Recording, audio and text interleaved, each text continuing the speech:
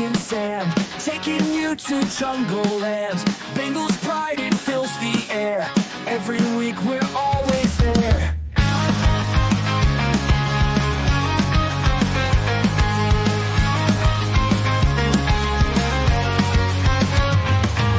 Touchdowns, tackles, all the plays. Bengals roaring every way. Stories, news, and game recaps. Jungle Juice, we bridge those gaps. Welcome to the Jungle Juice. Mick and Sam, let's break it loose. Cincinnati, hear our call. Bengals fans, unite us all.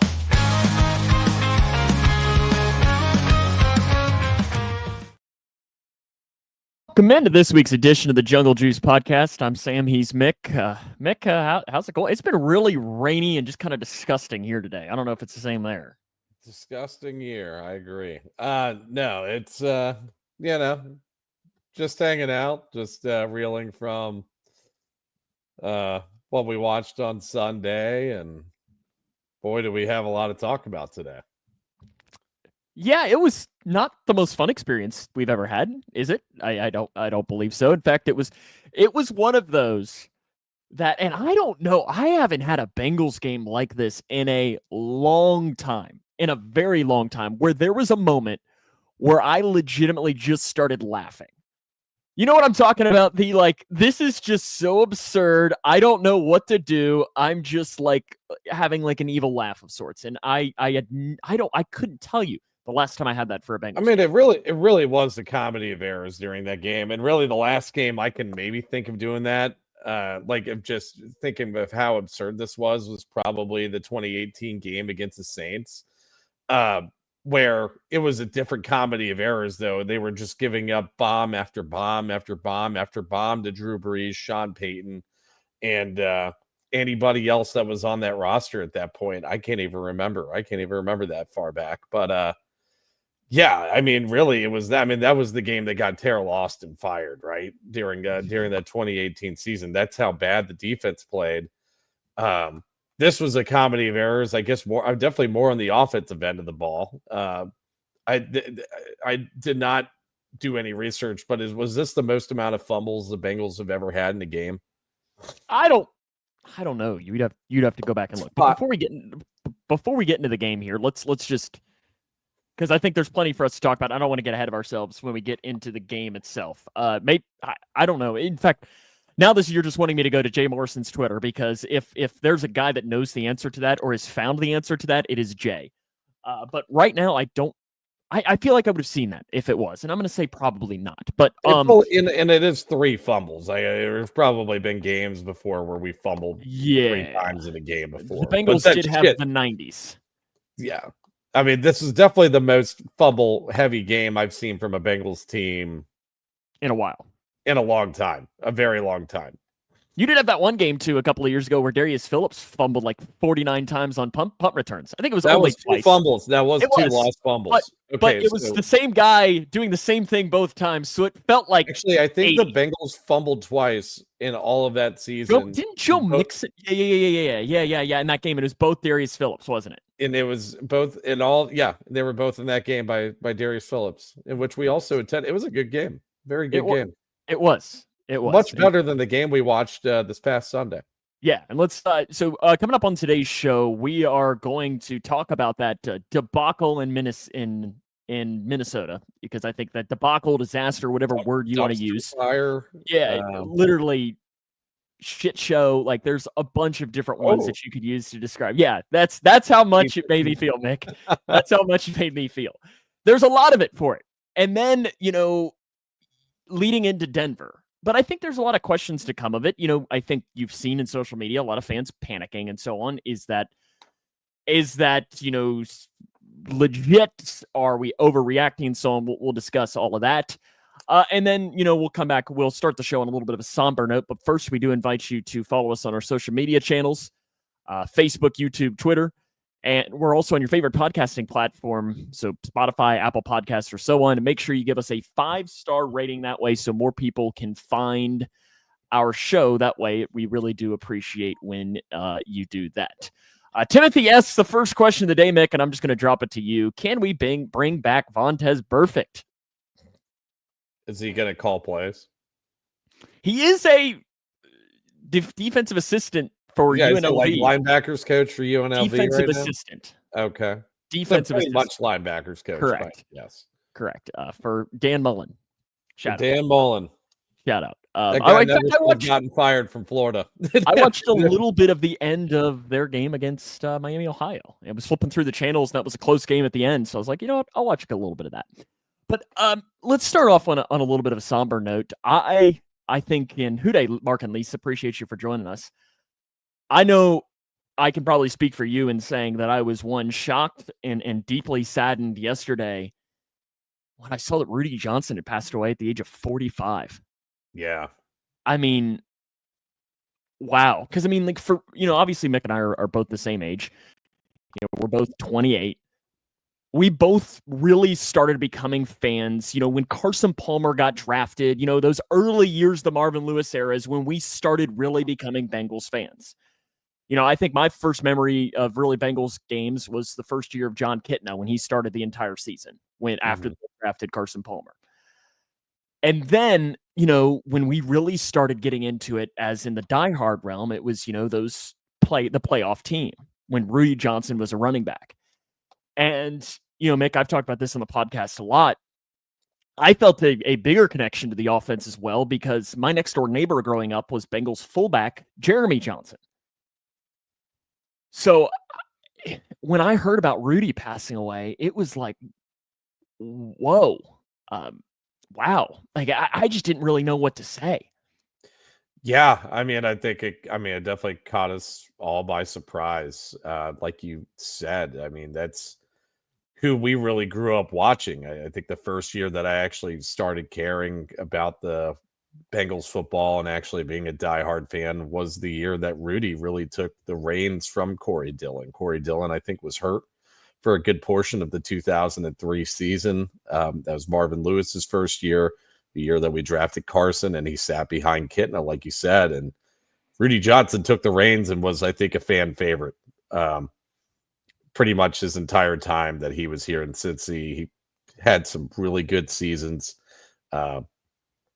Rushed for over 1,200 yards, I think 3 or 4 seasons in a row. I don't know. He's one of my favorite players to watch. And he was one of my first jerseys. And I think that is an important thing for someone growing up a fan of a team. One of your first jerseys is somebody you always have a connection to. That's true. Mine's TJ Hushmanzada. Yours is Rudi Johnson. Well, I think my first one was technically. Do you remember they made those? And I don't know if they still do them or not, but they made like the kits that you could buy at Walmart or wherever it was that had the helmet, and then underneath the helmet had a jersey and pants set for kids and so on, and then it had numbers and names that you could iron on that would fit. So my first jersey was a 31 Jeremy Johnson because it had to be. It had to be. Actually, I think my first one, there's a picture of me as a young kid with a Boomer jersey on. Payne says his first one was Corey Dillon. But you feel that connection with the first one. But I think my first real true Bengals jersey was a Rudi jersey. Yeah. Because how could it not be that time of year? True. Yeah, no, it's really sad. It's really sad that that we're talking about this today. I mean, that's so I mean, I guess prayers up to Rudi's family, prayers up to anybody that was a big fan of him, honestly. It's a big blow to the Bengals community, and I'm hoping that we show out for him when we come to the Bengals stadium in a couple weeks here and they play the Lions. Yeah, it just stinks. Rudi never got the opportunity to be like a ruler of the jungle. And I wish he would have gotten a moment like that to be up on stage and feel the love and so on. And it's just heartbroken. But we just wanted to make sure that we gave a moment to him because he was such a big factor for so many of us young in our Bengals journey. But okay, let's get into other aspects of this show today. And it goes next to Bengals Vikings on Sunday. The worst loss by scoring margin in Bengals history, including at 1.2 They were losing by, I guess, well, if it was the largest scoring margin, but they were down at one point. Like, Mick, this is where I should have asked you to add the Curb Your Enthusiasm I've got some intro songs song over to here. the Here, you know what? to the soundboard. This works. This works here. You ready for this one? I feel like this fits. See, I knew you were gonna play. I think it fits. I mean, it's close enough to the Curb Your Enthusiasm song. But that's a good way to describe the game. I remember, we talked, I think it was Saturday night we were talking. And, I think your confidence level throughout the week grew. And it grew and grew and grew. Payne is asking a defense question. We'll come back to that, Payne. We're going to talk about offense first, and then we'll come back to defense here. And I didn't always feel great, but I felt like it was going to be a rock fight, just one of those ugly games that there would be a turnover for the Bengals and the Vikings would end up winning in the end. Mm-hmm. I don't think anybody foresaw the butt kicking that went underway. So let's start with the Bengals offense. Where should we begin, Mick? How about just top of Jake this really might before we start going into players, I want to just go ahead and say this might have been the worst play calling game I've ever seen Zach Taylor put out there. It was uninspired, it was lazy. It didn't make any sense. And this is where I thought that Zach Taylor was really going to shine going into this game. We saw him call some amazing games with the Jake Browning stretch in 2023 after Joe Burrow suffered a season-ending wrist injury, and Jake Browning started half of the year. In his defense, it did take him a couple of games. It did. But even that Steelers game was more inspired than whatever we just watched on Sunday. It's hard to be much worse. Well, yeah. I mean, I guess you could be the Falcons. Yeah, that was a bad game for them too. So this was the worst graded overall performance for a Cincinnati Bengals game since week 18 of 2021, where the Bengals played third stringers against the Cleveland Browns because they had already won the division. It's just the offense as a whole. I mean, this it was putrid. Did you go back to find out when their real last one was? Worst one? Because we don't count that game. Shit. While you're doing talk, and I'll find it. I'll find the answer. I was gonna say I thought I had it written down. I definitely did go back and look, but it's the worst one since then. I think there was a 2019 game in there that might have been worse than the 2-14 season. But yeah, I mean, it was that bad, and it just didn't make any sense. I think the mindset going into the game was, let's try and get the run game going. And try to make it easier on Jake Browning. When we had direct evidence last week against Jacksonville that Jake Browning taking some risk out there, even though he did throw 3 picks, did take the team down the field, and he made some really good throws during that game. So where was that creativity? I mean, you might as well. I mean, I wasn't expecting the Joe Burrow playbook by any means, but I definitely wasn't expecting whatever the hell we just saw this past weekend. So it was a really poorly called game by Zach. I guess to get into Browning a little bit here. To answer your question really quick too, on the lowest graded one, since before we get away from it, the year before the final game of the season against the Ravens was lower, but I throw out last game of the season. I throw that out. I think I noted that too. 2018 Chiefs on Sunday Night Football. The coming out party of Patrick Mahomes, a 51 against us. The coming out party against us. I didn't know if that Saints game would have been worse or not. No, it was better by 4.5 points. Mm-hmm. Well, the offense actually scored points in that game. I was going to say, the run game. In fact, I got to look here, Mick. The run grade that day against the Saints was a 90. I got to look and see the last. That might have been Joe Mixon's best season with Cincinnati, 2018. I think he was rattling off like 5 yards a carry and rushed for like 1,300 yards that year. I'm scrolling through here to see. Okay. So other than the Panthers game in 2022, that's the only time I'm looking here to see a run grade above 90 since that. That's a great stat of what's the Bengals' highest run grade, because when everyone thinks of that Saints game, they just think of a debacle that it was. Mm-hmm. If only they could have run the ball on Sunday. Yeah, I can't even fathom how many missed assignments there were in run blocking scheme during this game. How many times did they leave a nose tackle unblocked during this game? At least twice. Yeah.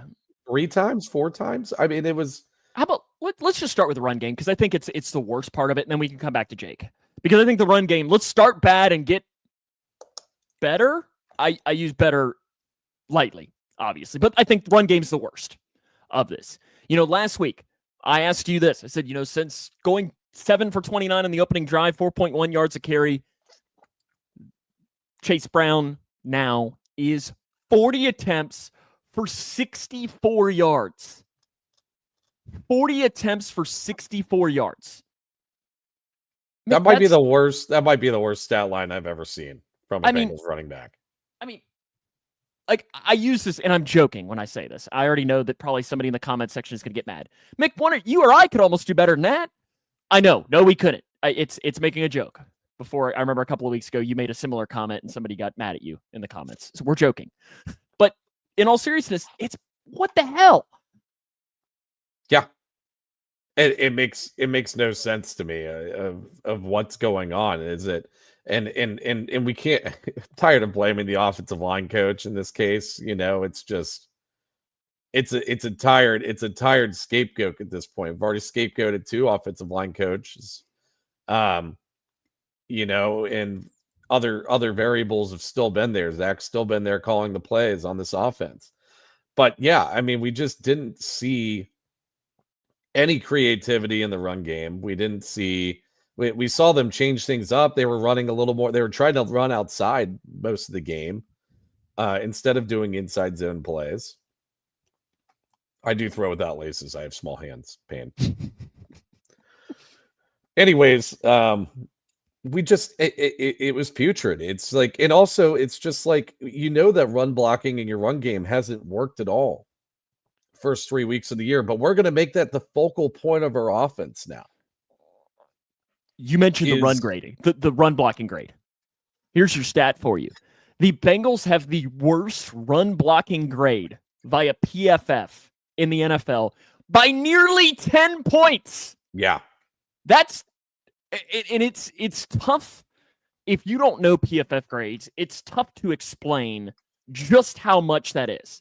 I don't even know a way to describe that to somebody that doesn't get into the analytics and so on.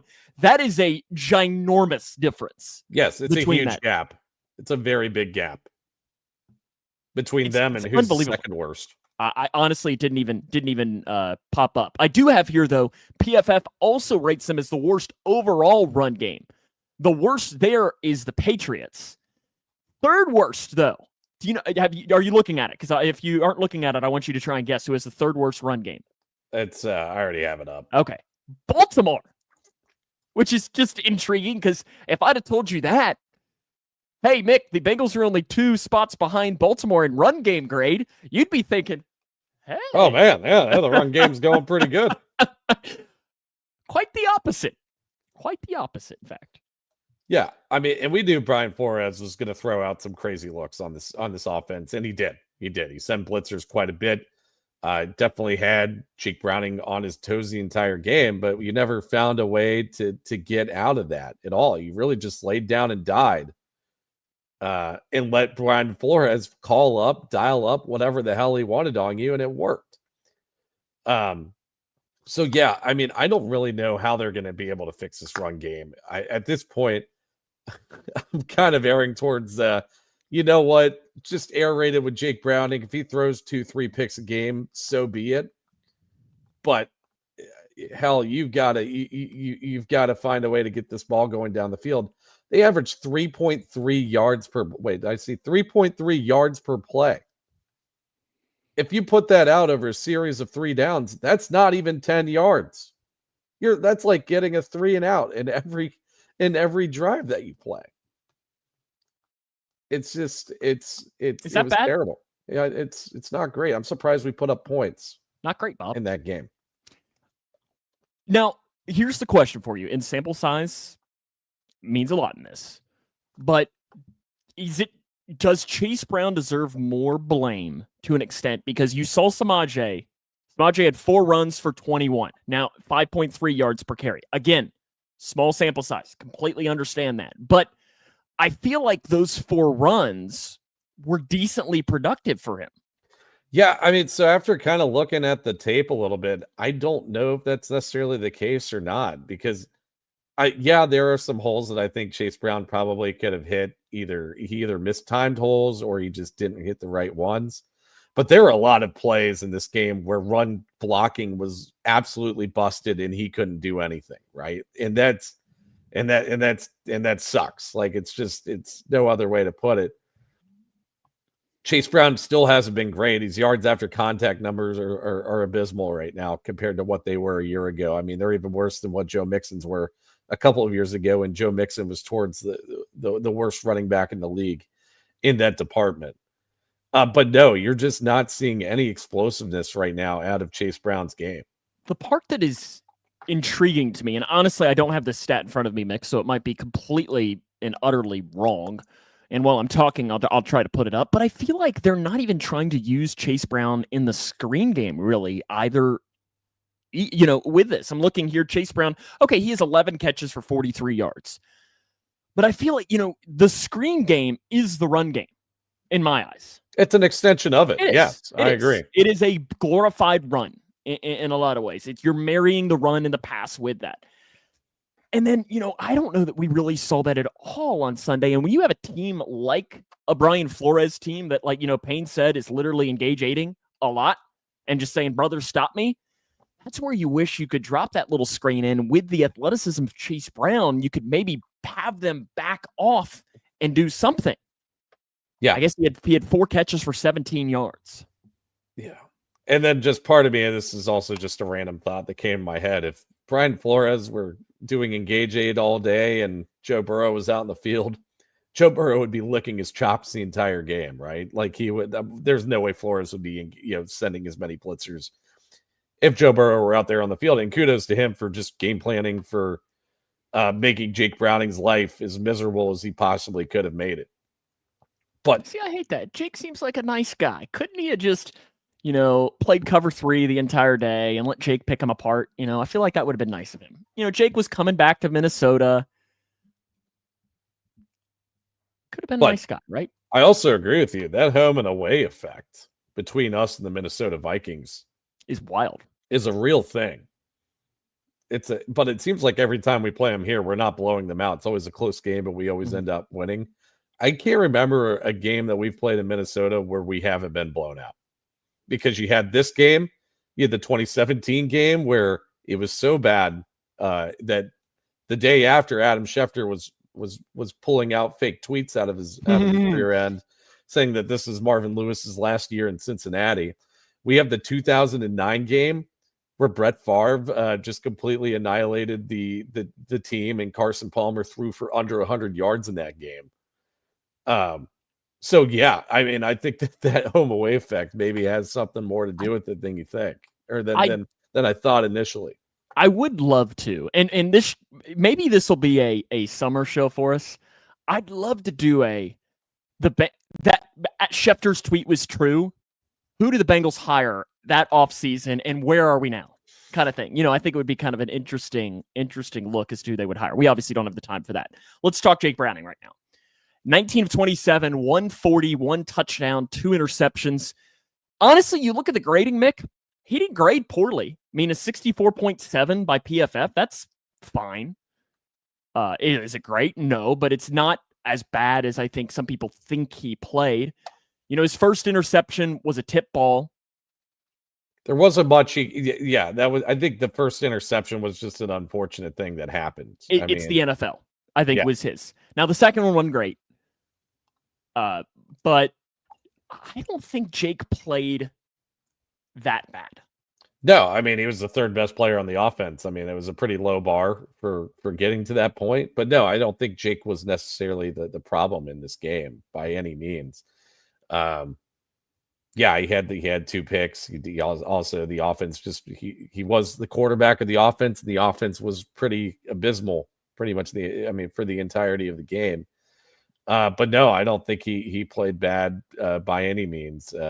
It's just I don't think he played terrible by any means. He didn't play good. It wasn't a good game from him. But I think the way the team around him played, I think even if he played good, it just things were falling apart. Yeah.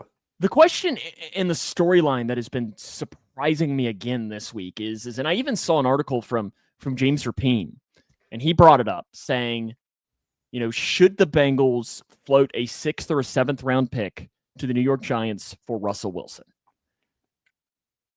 Mick, I ask you that question. Should they do it? I don't think Russell Wilson would be able to handle the blocking schemes that we have right now. I don't know if anybody really, I don't know if any quarterback can really deal with it because unless if you're going 5 wide like you're doing with Joe Burrow and you're just getting wide receivers open a little more often, there's no way. If you're running this past offense with Russell Wilson, I'd much rather have Jake Browning back there than Russell. I agree. Payne even brings up, do you want Jameis Winston? I think that'd be fun. Yeah, you just want him just for the sound bites.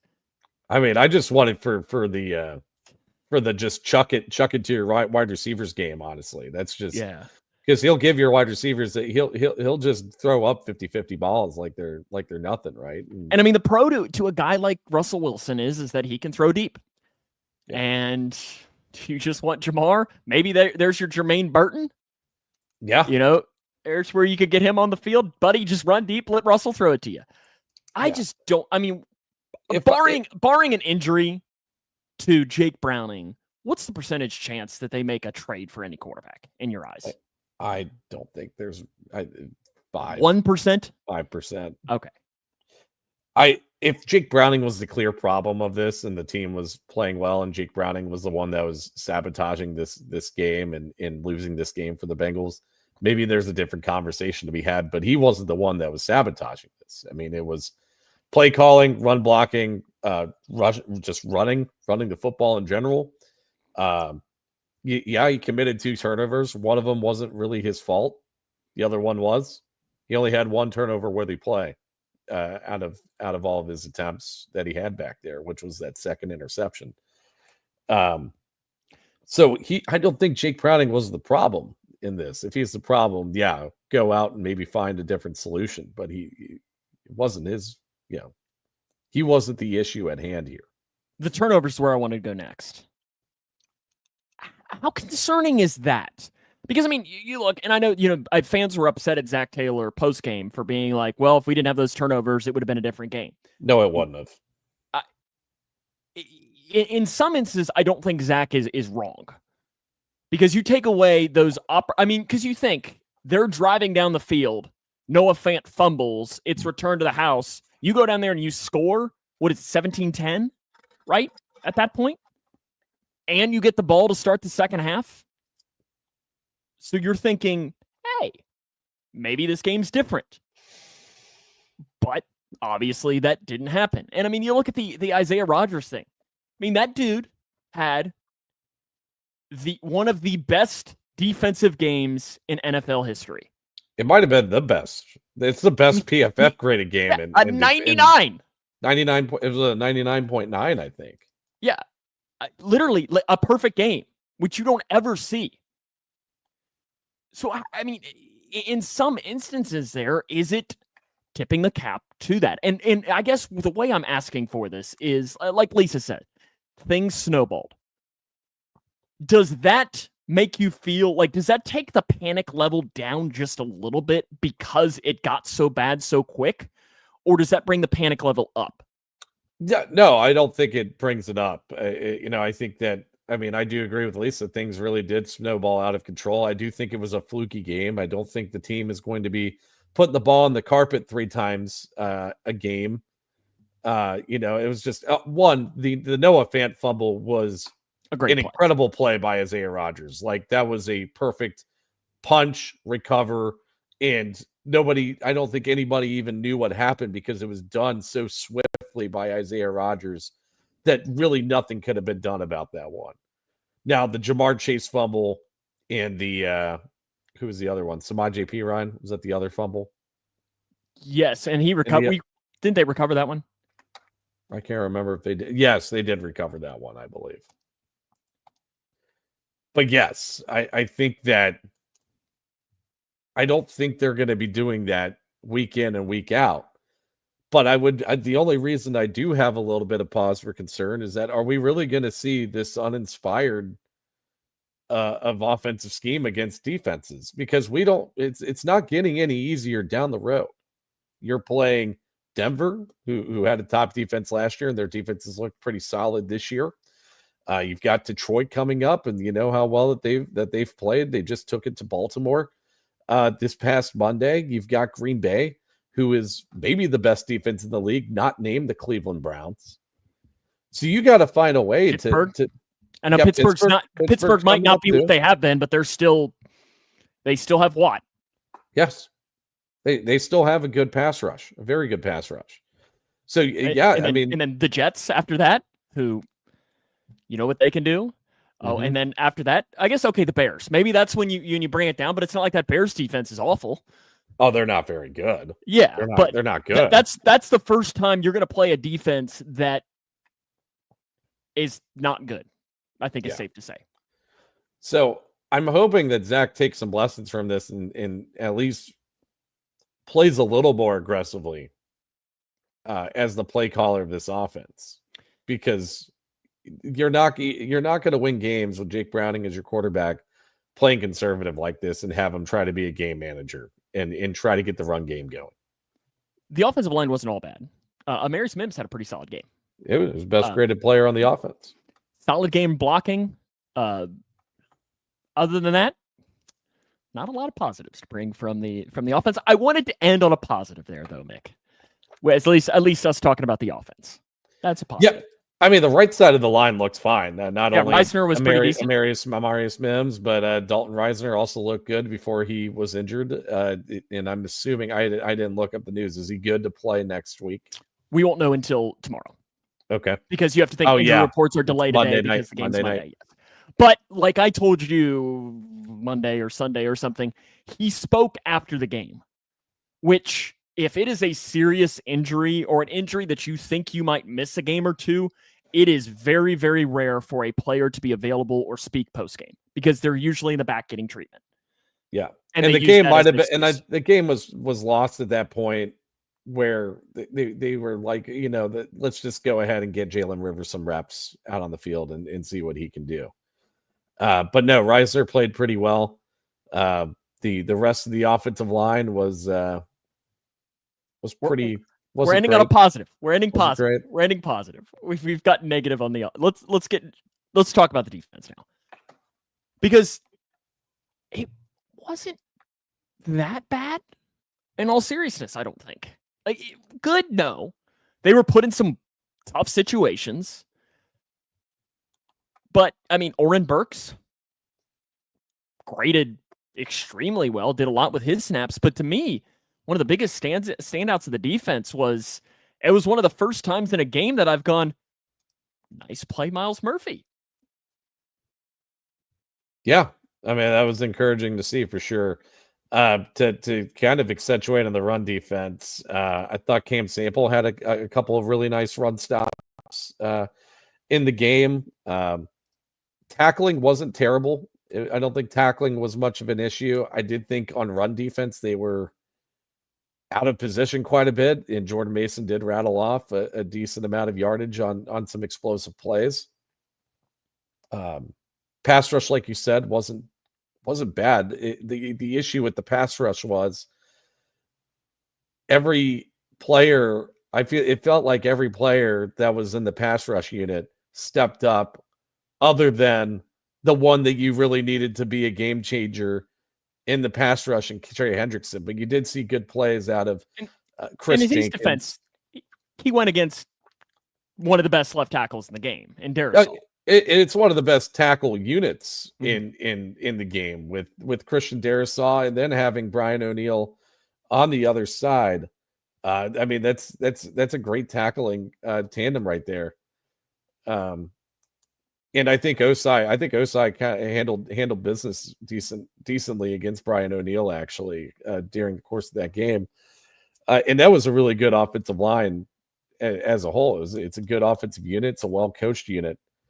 But it was encouraging to see players like Chris Jenkins, players like Joseph Osai, Miles Murphy making some plays when Trey wasn't really having the type of game that we're accustomed to seeing out of him.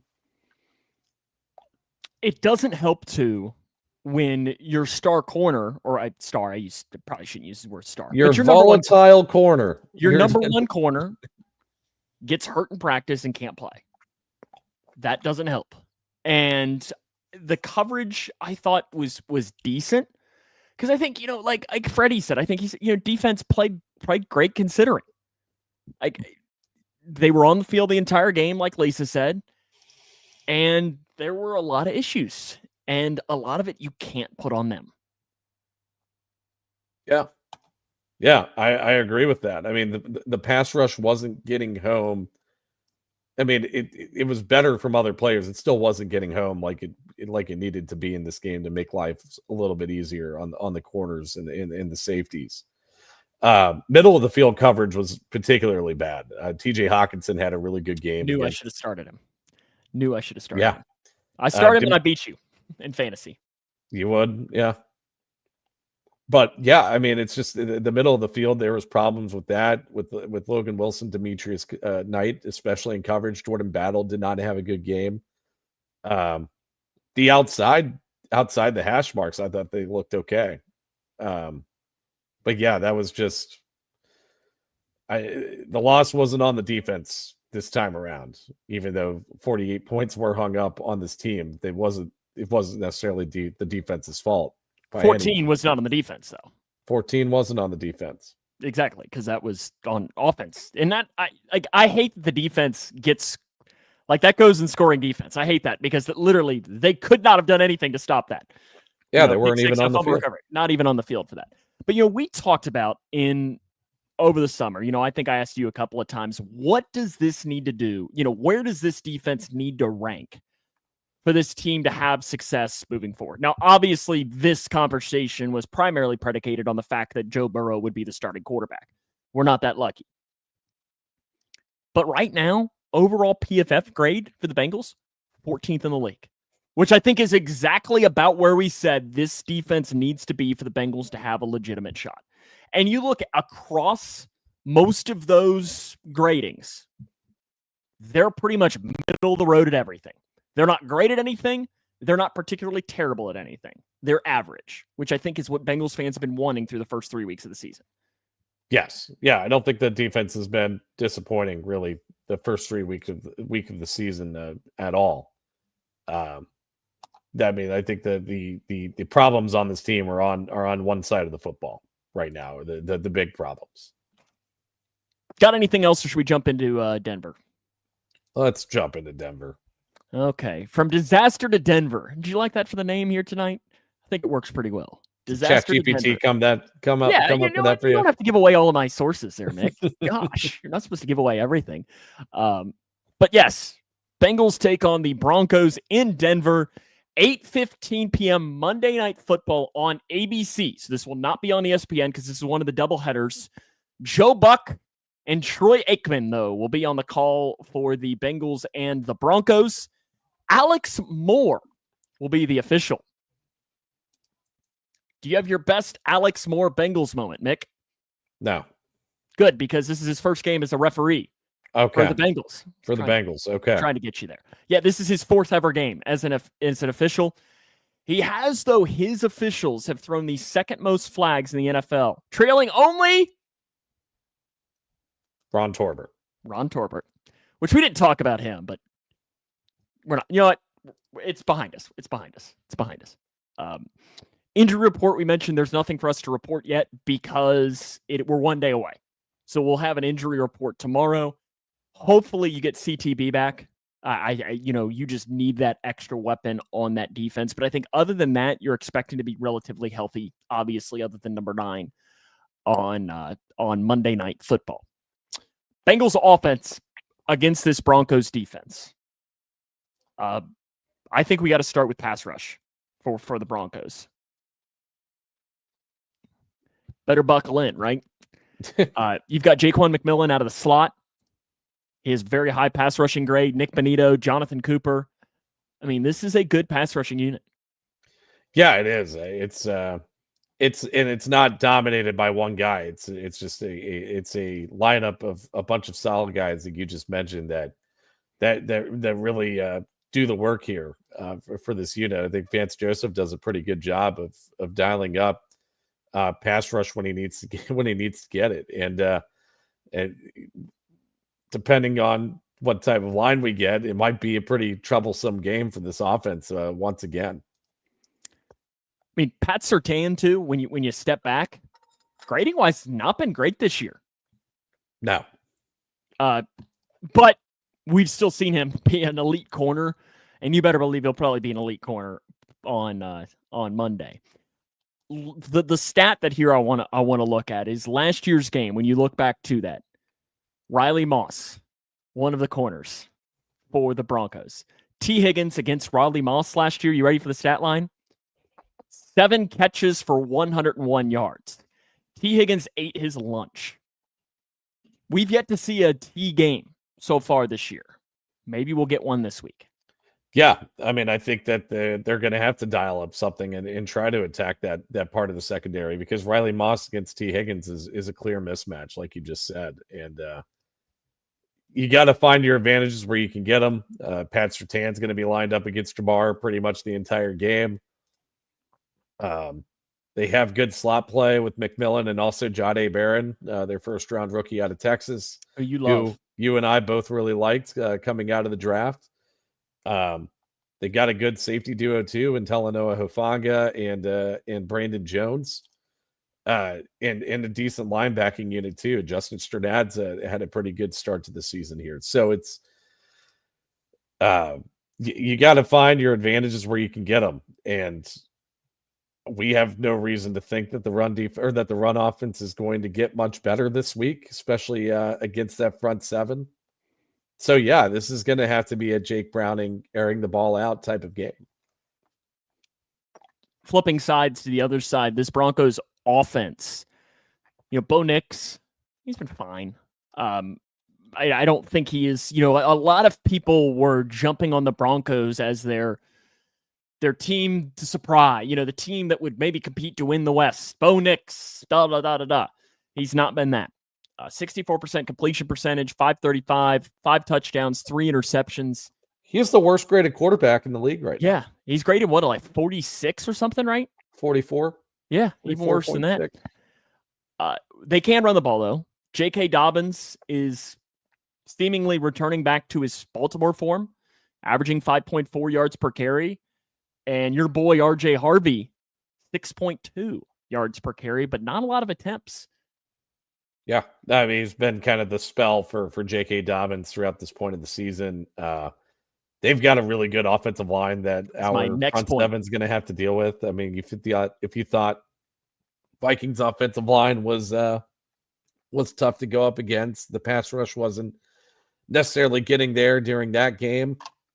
You're dealing with just as good, if not better, a better tackle duo in Garrett Bowles and Mike McGlinchey.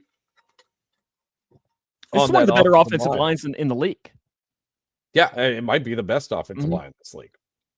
So not only do you have those guys on the outside, you have Ben Powers, Luke Wattenberg, and Quinn Miners, who all three were very good last year, and it looks like they're continuing that trend this year. This is going to be a tough game for the Bengals. I don't think there's any other way to put it for that. Do you have anything else you want to talk about this matchup, or should we jump into some picks? Let's jump into picks. Okay. Who do you want to? You want to go first? Or you want me to go first? You go first. Oh, this is a game. correct me if I'm wrong. I believe when we went through our season predictions, you predicted a win in this game, and I predicted a loss, I think. And obviously, when we did our season predictions, this was predicated on number 9 being healthy, and we are not so lucky with that. So I thought this would be a loss with Joe Burrow. I think if I'm going to think that, then obviously I'm going to think if it's a loss with Jake Browning.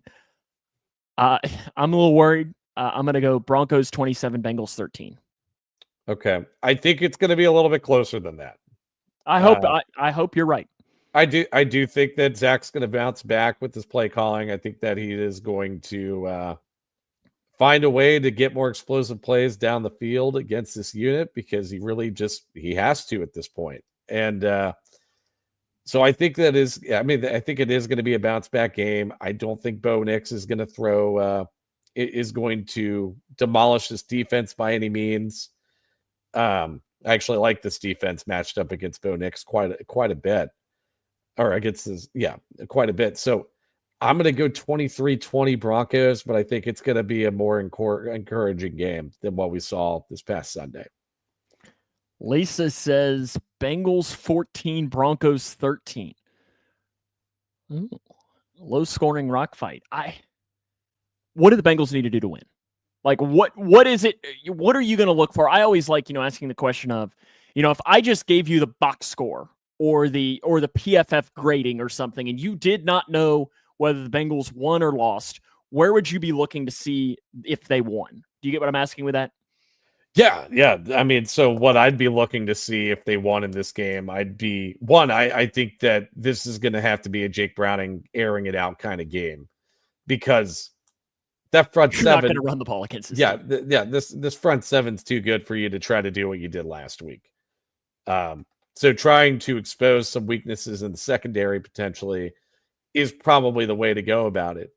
On the defensive unit, I mean, it's going to be tough. I mean, it's because I think that our corners, our defensive backs match up with their wide receivers pretty well, actually. I don't think that their receiving unit is very robust. But if you look at their offensive line and their ability to run the ball, and also their ability to keep Bo Nix protected to the point where he's not making as many mistakes as he probably should be making, just given how poorly he's played so far to start the season. It's a pretty tough matchup for this defense, I think, in that case. Jake Browning needs to throw for how many yards for the Bengals to win? I think yardage is I don't know. It's not a. It's not a great. 300. I mean, we'll say a 300-yard game. 270. And I know touchdowns will mean a lot more, but probably you're going to need 3 touchdowns out of him. Maybe. And you could say one of those is on the ground. But I think you're going to need some points to beat this Broncos team. I know it's not an elite offense by any stretch, which is good because, you're thinking next week, Lions, you're going to be going up against a good offense. Packers offense, has only been slowed down by the best defense in the NFL. So you've got some juggernauts coming your way. So you're going to have to find a way to do that. Oh boy, Mick, Noelle Marte just homered to make it a 1-run game in the 8th. Come on, Reds. Payne says 275 plus. For Jake Brown. Yeah, I think that's a comfortable number. All righty. Are Reds going to make it? No. Wow. I'm going to sit back. I'm going to enjoy it, but I just... Now, will we on Sunday be watching will they be relevant on Sunday is what I'm asking. Will they still have a chance to make the playoffs? Or are they going to get eliminated? They got to squeeze out these next 2 games in order to do that. And right now, it's not looking too hot. Mr. It's always the Pirates. The Pirates are the team that always does this. Negativity Nelson. And what? And listen, it's just the Brewers coming up. The Reds have a lot of success with the Brewers this weekend. Yeah, this could be a worst last 2 series. I'm going to send my guy Chris Hook a text message. Be like, hey, can you just bring up some guys from rookie ball this weekend and just let them pitch so we can win? No, I don't know if they're really going to be throwing out. I mean, they do have the bye. They do have the bye. I think because of that, I think they'll have to. Yes. Because you've seen a lot where that bye has hurt teams. Yeah. And I don't know that you want to give them a second bye for another week. But I'd love to see the rest. But my biggest thing, and I know we've talked about this, is, and I know this is Bengals podcast, it's just fun to be relevant. Yeah. This late in the season. This is our one source of hope right now. I mean, listen, Mick, last time I checked, the Bengals are still in We first place. are first in the division still. Yes, which we are. is freaking nuts. That's crazy. Yep. First place in the division, and if the season ended today, the Bengals would win the division. They would, because they have a divisional record, and the team they're tied with does not. So hey, listen, and they haven't lost a conference game. See, that's the best part about this, and then we can wrap it up. The Vikings won. Oh, it was an inside the park home run. Oh, I didn't realize that. From Noel V. Marte. Interesting. I just saw that he homered. I looked down. Inside the park home run from Noel V. Okay, I'll take that. At GABP, too. You don't see that very often. No. It's the last time we saw an inside the park home run at GABP. Probably Billy. Noel V had one earlier this year, but it was a Little League home run. Oh. It's a Little League home run. Lisa says you're too much of a pessimist. You don't deny it, at least, though. You own it. No, I was actually more optimistic about this Broncos game than Gormley just was. You're just wearing off on me. It's not good. It's not good. But yeah, the Bengals, in the playoffs right now. If the season ended today and the Vikings lost, since it's a non-conference game, means that it is, of all games to lose, those are the ones you want to lose. Because in the tiebreaker order, it's the furthest one down. So that's at least a positive there. Alrighty, any parting thoughts for us this week? No, I mean, if you're making the trip to Denver, have a safe flight, safe travels, bring home a win. Maybe we'll get to see our boy Luke on the TV again, like we did in Minnesota. So it was sad Luke too. It was not happy Luke. And I saw it and I was like, oh, and I was gonna take a picture of it and send it to him, but I was like, no, I don't need to send sad Luke. No, I'd imagine that a lot of other people sent pictures of sad Luke to yes. Luke. And I'm just glad Luke didn't become a meme. Like, I was really worried when it happened. I was like, oh no, don't become a meme, Luke, because he had his little Bengals mask on. Shout out to Luke. Who will win the battle for 1 and 3? Which one is this? Is this Steelers? No, is this Chiefs or Ravens? Oh, that's right. That is this week. In Arrowhead? Ooh. Who you got? I think it's going to be the Ravens. I mean, to be fair, the Ravens' 2 losses are against... Well, Chiefs' 2 losses are also against really good teams. But I think the one game that the Ravens had against a bad team in the Cleveland Browns was a lot more encouraging than the Chiefs win against the New York Giants. So I'm gonna go Ravens, unfortunately. If this game was anywhere else, I would pick the Ravens.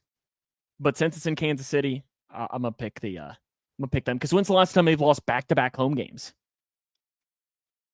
That's a good question. I don't know. I mean, it's been Patrick Mahomes probably hasn't lost back-to-back home games, has he? I can't imagine he has. So that's why I'll pick the Chiefs, and just to be different too. Remember to follow us on our social media channels. We're Facebook, YouTube. We're technically on Twitter too. We don't do much on there, but it is technically still a thing, and you can follow us there if you want. We're also on your favorite podcasting platform. Make sure you subscribe and give us a 5-star rating that way. Mick, hopefully we can get a win this week, and next week's show will be a little bit more positive. Yeah. Here's the hoping. And the wildest part is, next week's show will be in October. It will. Wild stuff to say. We'll see you next week. Have a great rest of your week, and Hoo Day. Hoo Day. Thanks for watching.